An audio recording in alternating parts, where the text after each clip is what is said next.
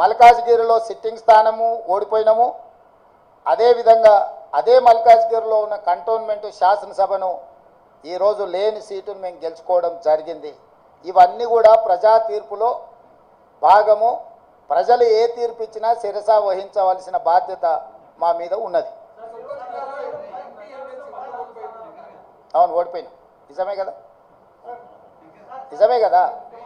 అవును, ముఖ్యమంత్రి రాష్ట్రానికి, జిల్లాకు కాదు, పిసిసి అధ్యక్షుడు కూడా రాష్ట్రానికి. రాష్ట్రంలో ఏ సీటు గెలిచినా ఏ సీటు ఓడినా అది నాదే బాధ్యత.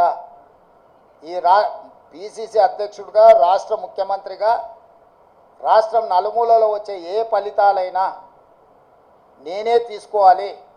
ఈ విషయాన్ని మీరు హుజూరాబాద్ ఎన్నికలప్పుడు గుర్తు చేసిరు, హుజూర్ నగర్ ఎన్నికలప్పుడు గుర్తు చేసిండ్రు, నాగార్జున సాగర్ ఎన్నికలప్పుడు గుర్తు చేసిండ్రు, మునుగోడు ఎన్నికలప్పుడు కూడా గుర్తు చేసిండ్రు. ఇప్పుడు కూడా గెలుపు ఓటములు అన్నిటికీ నేనే బాధ్యుణ్ణి. ఇందులో ఓటమి ఒకరి ఖాతాలో రాసి గెలుపులు నా ఖాతాలో రాసుకునే తత్వం కానీ ఆలోచన కానీ నాకు లేదు. కాబట్టి ఇచ్చిన ఫలితాలు, వచ్చిన ఫలితాలు ఉగాది పచ్చడి లాంటివి. కొంత తీయగా ఉన్నది, కొంత చేదుగా ఉంది, కొంత పుల్లగా ఉంది.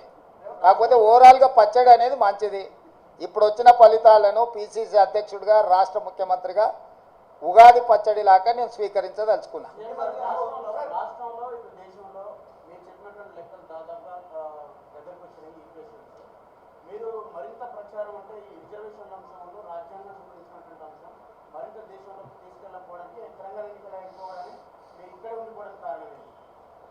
మీరే అంటారు కదనే, పరిపాలన వదిలేసి ఇతర రాష్ట్రాలు తిరగబోతున్నాడని.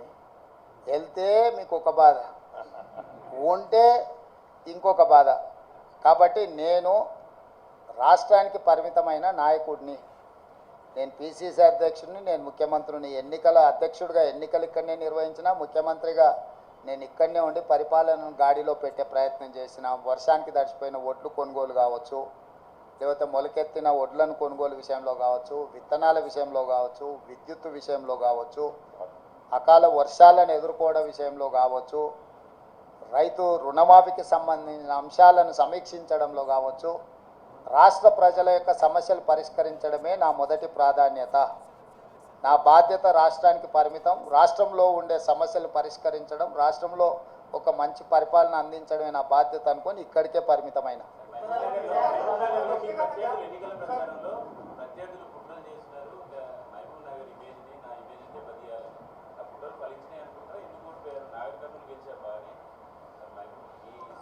అవును, నా సొంత గ్రామం వచ్చేసి అచ్చంపేట, నల్లమల్ల అడవి, మీకు అందరికీ తెలుసు.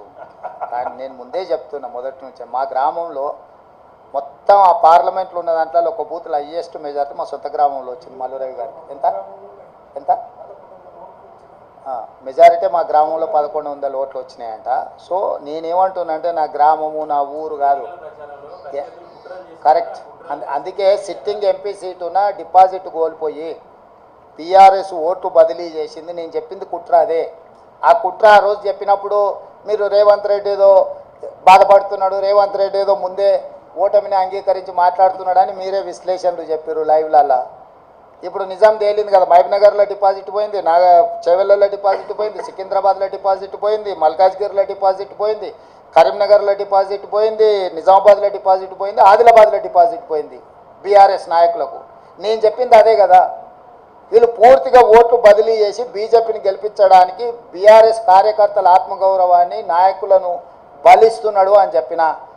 ఇప్పుడు కూడా నేను విజ్ఞప్తి చేస్తున్న బీఆర్ఎస్ ఎమ్మెల్యేలకు, at the cost of your position, KCR బేరసారాలు చేసుకుంటున్నాడు బీజేపీ తోటి. ఇప్పటికైనా మీరు ఆలోచన చేసి, అదేమో అంటారు కదా, ఆత్మ ప్రబోధానుసారము మీరు నిర్ణయాలు తీసుకోండి.